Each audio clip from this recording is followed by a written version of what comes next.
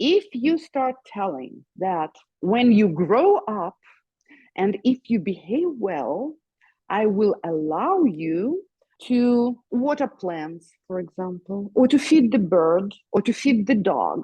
So you have to be grown enough, responsible, and behave well, and then you will deserve to do that. It was not important for him and he forgot already. So here is the punishment is absolutely meaningless because it did not follow the behavior immediately.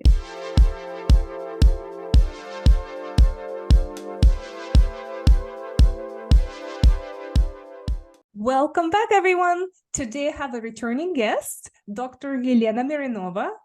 Elena, welcome. Hi. Dr. Elena Merenova is a school psychologist with over 20 years of experience. She earned her PhD in guidance and psychological services with specialization in school psychology from Indiana State University, and she taught at numerous colleges. She worked at different school districts, so she has a lot of knowledge that she's eager to share with us today. And today we will talk about reinforcing and punishing behavior in children. More specifically, we will learn what is the difference between punishment and consequences, how to find appropriate reinforcement, and how to make unattractive tasks desirable for children. Elena, can you tell us more about what's the difference between punishment and consequences? Let me start a little bit before with reinforcement first. Okay.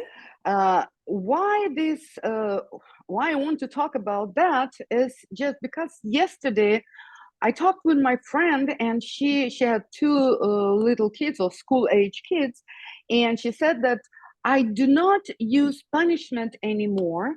I use consequences. And I was like surprised because the consequences and punishment is different. And she also mentioned that she never uses negative reinforcement. And I see here the confusion between these terms or usage of these terms. And this misunderstanding can lead probably to incorrect application of reinforcement, punishment, and also explaining consequences to children. So let me start about reinforcement, because this is the most powerful and effective modification of the behavior. So what is reinforcement? If you want to increase certain behavior in children, you always use reinforcement. The author of this terminology is Skinner. He's an American psychologist who worked in the middle of last century with rats. And then he applied his findings to children very effectively. So what is reinforcement? You want to increase certain behavior in children, like the child works hard on his or her homework. You want this to continue, so you give something desirable to a child, like candy, for example. I'm not a big fan of candy, but give candy, you give something, and the child say, oh yeah, I love this candy, I will work more to get another candy. So this is how reinforcement works. You give something and the behavior increases. Whenever you want to increase the behavior, you use reinforcement. However, when you apply something, it's called positive reinforcement. It doesn't mean that it's good.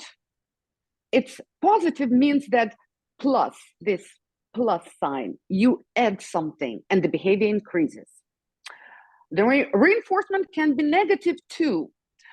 When you take away something, but behavior increases, it's negative reinforcement. And again, negative doesn't mean bad. For example, there is a loud music in the next room, big brother plays loud music, and the younger sister cannot do her homework.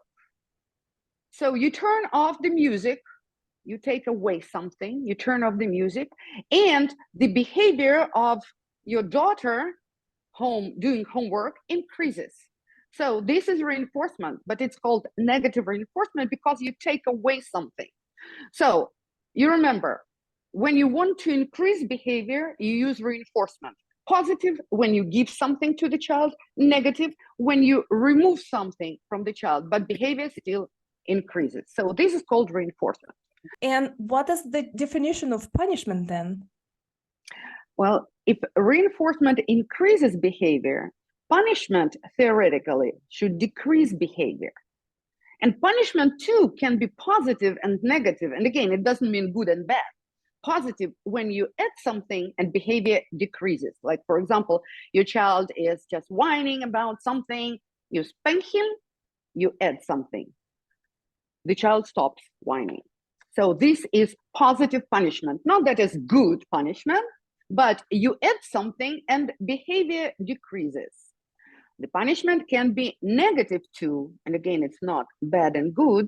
It's when you take away something and behavior decreases.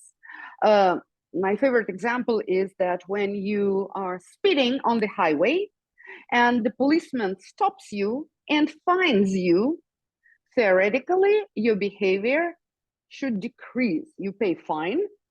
This is negative punishment. Something is taken from you, like money is taken from you, and your behavior, speeding behavior, decreases. Does it really happen in real life? That's exactly the thing about punishment. Well, for me, say it helps for 2-3 months when I remember about this fine, and then it goes down. The same thing with any punishment. Punishment suppresses behavior. It does not eliminate it. It suppresses for a period of time. And sometimes for short period of time, sometimes for longer, but it does not eliminate this behavior. So that's the problem with punishment. I see. And so the speeding example is mostly applicable to adults. What would be an example for kids, maybe in elementary school? Take away something like phone. You take away a phone from your child when the child behaves badly, hoping that this bad behavior decreases. Sometimes it does, sometimes it does not. Because the punishment should be appropriate to the behavior. Like, for example, if the child breaks the plate, your favorite plate, say, and you take away the phone from the child, I don't see the relations between the plate, breaking the plate, and using the phone. So the behavior itself and the punishment do not go together. So it's meaningless.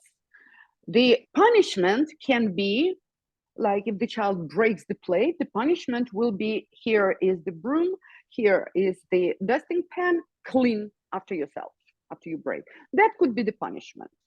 So next time the child will be more careful, but actually I don't see it as a punishment. It's like, okay, who didn't break the plates? It happens.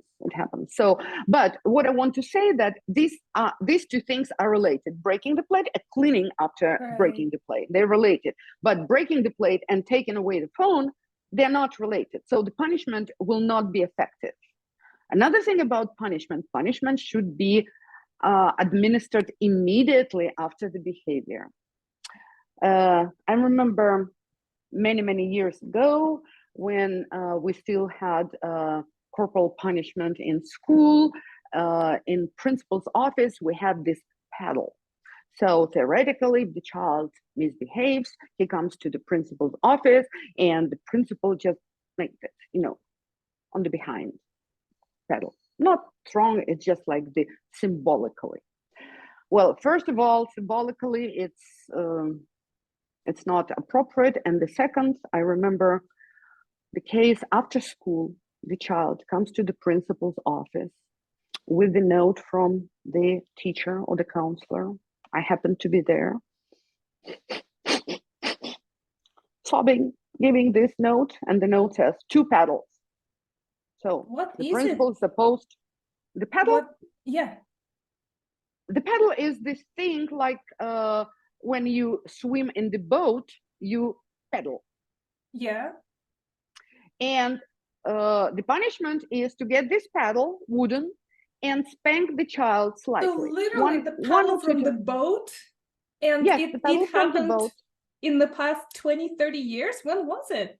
20, 30 years, let's say like 9 years ago. So, It was at school?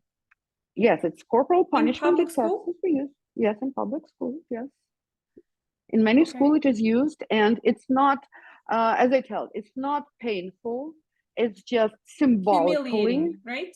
but it's humiliating. Yes, you're right. It's humiliating. But, and for elementary school kids, it's more humiliating because it's announced publicly. He has to go to, it's the process that is humiliating, basically. So, but I want to tell about different things. So the child came after school to the principal's office with this note, which written 2 petals. And the principal says, "Do you know why I'm doing that?" And the child said, "I don't." "So what did you do in class that the teacher wrote this note?" "I don't know." So it was the behavior, bad behavior, I don't remember even what was it, happened at 8:30 in the morning. At 8:30. And the child comes to the principal office after school, which was about 3 p.m. During that time, 8-year-old child already forgot what happened at 8 o'clock because for him it was not important. It was something that he did, not purposefully, maybe purposefully, but it was not important for him and he forgot already. So here is the punishment is absolutely meaningless because it did not follow the behavior immediately. That's so the punishment, if you spank the child, I don't approve it, but sometimes it happens. If you spank the child, you have to spank him immediately after the negative behavior happens. Or whatever punishment is, it won't be like 2-3 hours after that. So what is the difference between consequences and punishment? Can consequences be punishment? Well, that's very interesting. A lot of parents and teachers too, they don't like the word punishment because it's something really, really negative. They use the word consequences instead of the word punishment. But it's not right. Consequences is that what happens after that. It could be punishment or it could be natural consequences. So I try not to use the word consequences when you do something to a child. So when you apply something or take away something, that's punishment. Consequences is what happens. Like, for example, the child screams at his or her peers, and the peers go away and don't want to play with this child. They do not apply punishment. It just happens as a result of his behavior. So this is the consequences. Nobody wants to play with the child. Is the consequences. You can consider it as a punishment, but nobody did anything purposefully. It just happened. So when something happens naturally after the behavior, you can explain to this child that it's consequences, that what happens when you do it this way. It's not that I did something to you or your father did or your neighbors did or your teachers did. It's something that happens naturally as a result of your behavior. So that's consequences. Going back to the example with the broken plate, and if a mom asks a child to clean those broken pieces, then would it be considered punishment or consequence? Because technically somebody needs to clean up, right? Well, you have to make a child to clean up. So it's your action. I would consider it punishment. I see. Yeah, I would consider it punishment. But again, consequences may be used. I don't like it, but it's sometimes it happens. Sometimes it's just a general thing. What happens after the behavior? Consequences may be when mother tells the child to clean after to clean the mess. This is consequences, but it's also punishment. So consequences is more general term, more philosophical, I would say, term. However, it is used as a psychological term instead of punishment, which I don't like. It's not right. It creates confusion. All right. Well, another question I have is how to entice child to do something that they don't want to do. So let's talk about that behavior. I'm a very lazy person, so very lazy. So I would spend a couple hours trying to figure out how to do an unpleasant task in 8 minutes instead of 10, trying to find it out. And again, it's about physical work. I just don't like housework, especially. I grew up with my grandmothers, with two grandmothers, who did not let me actually do any housework because they thought that their dear granddaughter should work on self-development, on learning English, of learning dancing, of learning music, and school work, of course, and they would take care of about everything. So I don't like housework. When I married and we had a child, and then my grandmother died, I had to do all housework. Oh, we had to do all our housework ourselves with my husband. So first of all, I used all my knowledge from the university in logics, philosophy, rhetorics, psychology, and convinced my husband that it's very good for him to do laundry and to clean the house. And I left for myself shopping and something else, and cooking, yes. But there was one thing that we hated to do. It was dishwashing. We both hated to do that. So first we took turns. Then I just started thinking that I do more often, and he thought that he did more often. So we played cards, who lost, wash dishes.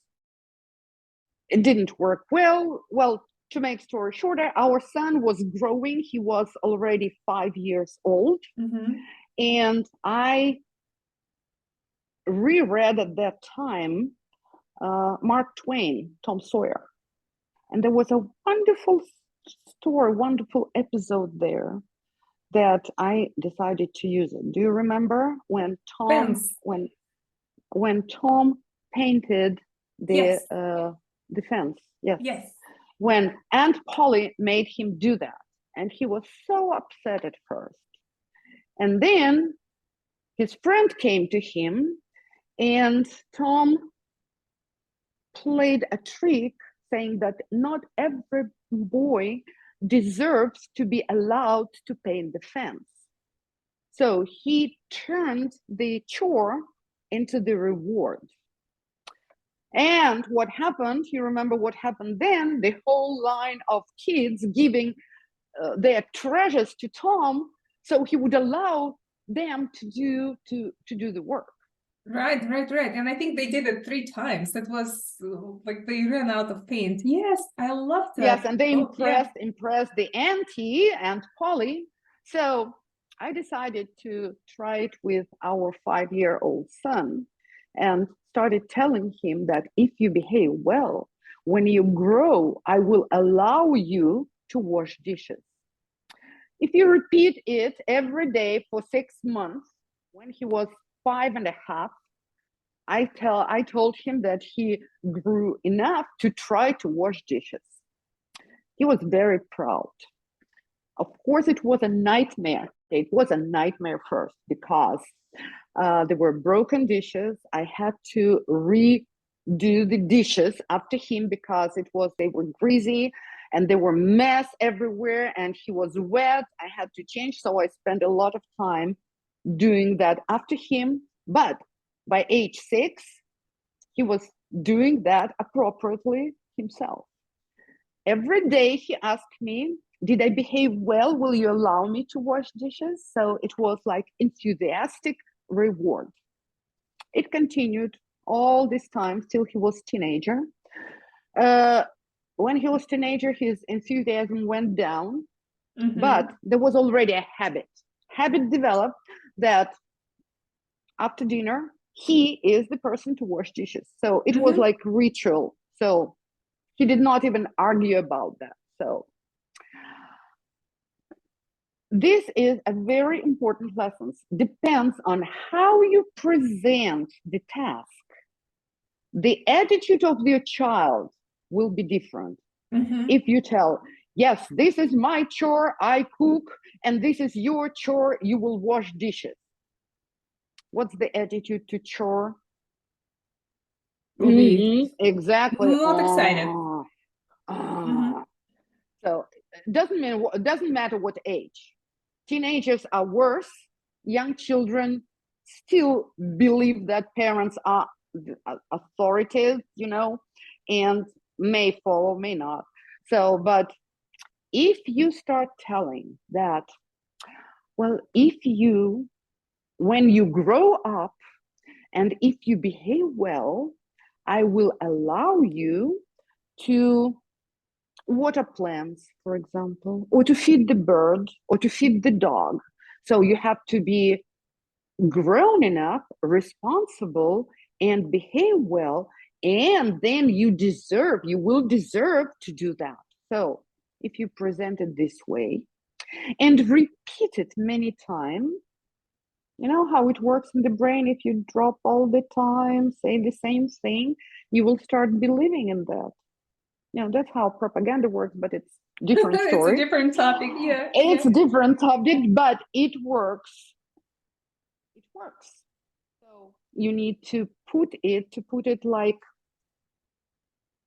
something is desirable. So you have to turn the undesirable task into desirable by presenting it as only those who behave well and who deserve it will be allowed to do that.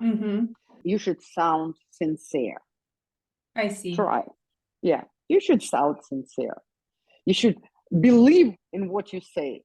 Because if you say, well, if you behave well, I'll let you water the dishes, I'll let you water the plants, and the child says, huh? With this face, you will allow me? I'm not, no. Yeah. So that's worth trying. So can you tell me more about how often do you need to apply reinforcement for it to be successful? Well, reinforcement works when you apply it consistently, especially in the very beginning when you try to modify the behavior. You have to do it every time the child does. Like, for example, the child doesn't like to do math, but he does math for 10 minutes or he completed something and you give the candy. So next time he does math and you don't give candy, if you don't give candy, he will not do it again. So you have to repeat it every time he does the desirable behavior until this behavior is fixed into habit. Then you continue to reinforce it, but not every time, but from time to time. So you have to support this habit when the habit is formed. But the first 2-3 weeks when this behavior occurs, you have to reinforce it every time it does. And Skinner tried this on rats, as I told you. He worked with rats, then generalized it to children. So I can tell you for sure that his system works equally well for children. It will work for your pets and it will work for your spouses too. Okay, good to know. Try it. You will see. That's right. That's right. So any final thoughts before we wrap up this episode? Be consistent, as I told you, be consistent. When you start doing something, continue it. If you reinforce this behavior once, continue reinforcing it further. If you ignore and do not reinforce it, it will go away. The same with punishment. If you don't allow to do something, if you punish certain behavior, continue punishing it. I don't mean spanking, please. I don't approve it. But you continue find the appropriate punishment as you find appropriate reinforcement and do it. Just about appropriate something. I remember we worked with one child in school. He had autism, and we tried to reinforce the behavior that we had to reinforce with M&M. Didn't work. So first time I saw that Skinner's theory didn't work. We tried 1 day, 2 days, 3 days. Then we called mom and said, what's going on? She said, oh, he hates chocolate. Oh, yeah, you didn't check if he actually likes candy. Yes, because M&Ms worked for all other children in that classroom. Uh-huh. Loved it. So nobody even thought about choosing something else because we had a lot of M&Ms, and it's small one. It works well. It does not. It's not something big that you give the child, and we got permission to use edible reinforcement from mom, and we didn't check what he likes. I mean, assuming that everybody likes chocolate, we use that, and it didn't work. Not because Skinner's system doesn't work, because we chose different or wrong reinforcement. I see, So I see. be sure that when you use reinforcement, it's something the child really likes. Love it. By the way, what worked for that boy? What was the appropriate reinforcement? I think that plain fish, these cookies. Oh, you mean goldfish? Like goldfish, yes. Oh, yeah. Okay. So we tried. He just didn't like chocolate. I see. That's so funny. Well, thank you so much for joining me today. It was really informative and helpful. So hopefully other parents will apply some of those methods and improve their lives. Thank you. Thank you. Thank you for inviting me.